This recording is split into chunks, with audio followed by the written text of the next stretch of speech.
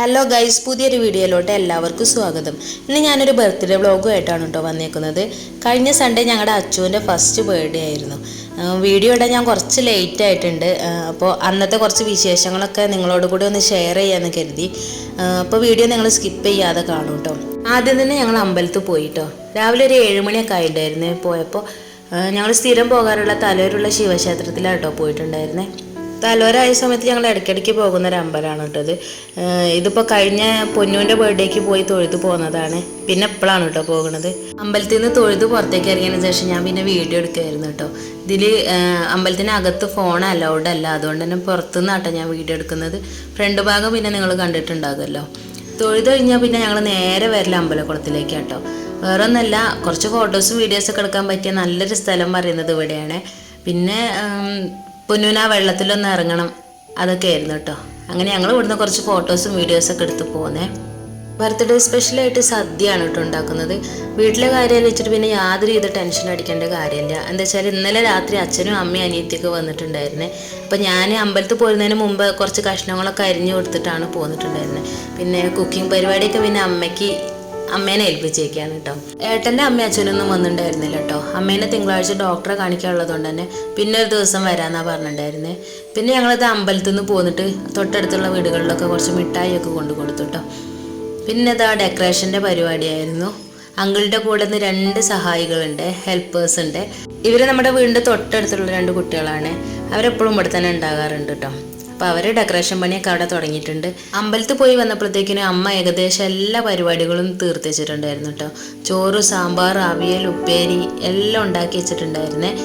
പിന്നെ ഞാൻ വന്നിട്ട് രസം മാത്രമേ ഞാൻ ഉണ്ടാക്കിയിട്ടുണ്ടായിരുന്നുള്ളൂ കേട്ടോ. ബാക്കിയൊക്കെ അമ്മ തന്നെയായിരുന്നു ഉണ്ടാക്കിയിരുന്നത്. എല്ലാം ഉണ്ടാക്കി കഴിഞ്ഞ് പായസം പിന്നെ ലാസ്റ്റിക്ക് വെച്ചു കേട്ടോ. അമ്മ അച്ഛൻ അവിടെ എന്തൊക്കെയോ സംസാരിച്ചുകൊണ്ടിരിക്കുകയാണേ. പിന്നെ എന്തെങ്കിലും ഫങ്ഷൻ വരികയാണെന്നുണ്ടെങ്കിൽ അടപ്പായസം ഇവിടെ നിർബന്ധം കേട്ടോ പ്രജോട്ടനും. അങ്ങനെ ഇന്നും ഇവിടെ അടപ്പായസം തന്നെയാണ് ഉണ്ടാക്കിയിട്ടുള്ളത്. അങ്കിളും മക്കളും ഇതാ ഡെക്കറേഷൻ പരിപാടിയൊക്കെ ഏകദേശം തീരുമാനമാക്കിയിട്ടുണ്ട് കേട്ടോ. നല്ല അടിപൊളിയായിട്ട് ചെയ്തിട്ടുണ്ടായിരുന്നേ. ഈ കാണുന്ന ടേബിൾ വീരി അതുപോലെ തന്നെ കർട്ടനും ഇവിടെ പടവരാടുള്ള ഒരു വാഴക സ്റ്റോറിൽ നിന്ന് വാങ്ങിയതാട്ടോ. 250 രൂപ ആയിട്ടുണ്ടായിരുന്നുള്ളൂ കേട്ടോ. അങ്ങനത്തെ ഞങ്ങളുടെ ബർത്ത്ഡേ ഫംഗ്ഷൻ സ്റ്റാർട്ട് ചെയ്തു കേട്ടോ. മരിയച്ചും ജോബിയേട്ടനും അതുപോലെ തന്നെ അച്ഛനും അമ്മയും അനിയത്തിയും പിന്നെ ആ കുട്ടീസൊക്കെ തന്നെ ഉണ്ടായിരുന്നുള്ളൂ കേട്ടോ. വേറെ ആരും ഉണ്ടായിരുന്നില്ലേ. നമ്മുടെ പൊന്നൂനൊരു നിർബന്ധം ഉണ്ടായിരുന്നു കേട്ടോ. കേക്ക് കട്ട് ചെയ്തിട്ട് അച്ഛന് ആദ്യം തന്നെ ഞാൻ കൊടുക്കും എന്നുള്ളത്. അങ്ങനെ അത് ഞങ്ങളുടെ കേക്ക് കട്ടിങ് ഒക്കെ കഴിഞ്ഞ് പിന്നെ ജോബിയേട്ടത് വീഡിയോ ഒക്കെ എടുക്കാണ് കേട്ടോ. പിന്നെ ഓരോരുത്തരായി വന്ന അച്ഛന് കേക്കൊക്കെ കൊടുത്തേ. എല്ലാവരും അച്ഛന് ഗിഫ്റ്റ് കൊണ്ടുവന്നിട്ടുണ്ടായിരുന്നു കേട്ടോ. അച്ഛന് മാത്രമല്ല പൊന്നൂനും കൂടെ ഉള്ള ഗിഫ്റ്റ് ആയിരുന്നു കേട്ടോ എല്ലാവരും കൊണ്ടുവന്നിരുന്നേ. അങ്ങനെ ഗിഫ്റ്റ് കൊടുക്കലൊക്കെ കഴിഞ്ഞാൽ പിന്നെ ഫോട്ടോ സെക്ഷനായിരുന്നു കേട്ടോ. ഞങ്ങൾ എല്ലാവരും കൂടി കുറേ ഫോട്ടോസൊക്കെ എടുത്തിട്ടുണ്ടായിരുന്നേ. പിന്നെ ഫോട്ടോ സെക്ഷനൊക്കെ കഴിഞ്ഞിട്ട് ഞങ്ങളിതാ ഭക്ഷണം കഴിക്കാൻ വേണ്ടിയിരുന്നേ. ആദ്യം തന്നെ അച്ചുവിനെ ഇലയിട്ട് വിളമ്പി കൊടുത്തു കേട്ടോ. അവനെ ഇലയൊക്കെ വാരി വെതറി അവിടെ ഇരിക്കുന്നുണ്ടായിരുന്നേ. പിന്നെ അത് എല്ലാവരും കൂടി ഇരുന്ന് നിലത്തിരുന്നായിരുന്നു കേട്ടോ ഭക്ഷണം കഴിച്ചിരുന്നേ.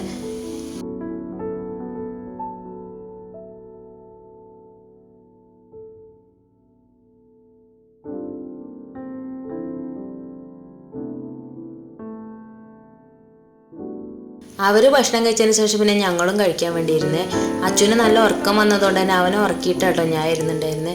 അങ്ങനെ ഏതായാലും ഞങ്ങളുടെ അച്ചുവിൻ്റെ ബർത്ത്ഡേ സെലിബ്രേഷൻ ഞങ്ങൾ വിചാരിച്ചതിനെക്കാട്ടിലും ഗംഭീരമായിട്ട് നടന്നിട്ടുണ്ടായിരുന്നു കേട്ടോ. എല്ലാവരും കൂടെ ആയപ്പോൾ ഭയങ്കര ഹാപ്പി ആയിരുന്നു. അപ്പോൾ വീഡിയോ നിങ്ങൾക്ക് ഇഷ്ടപ്പെട്ടെങ്കിൽ ലൈക്കും സബ്സ്ക്രൈബും ചെയ്യൂ കേട്ടോ.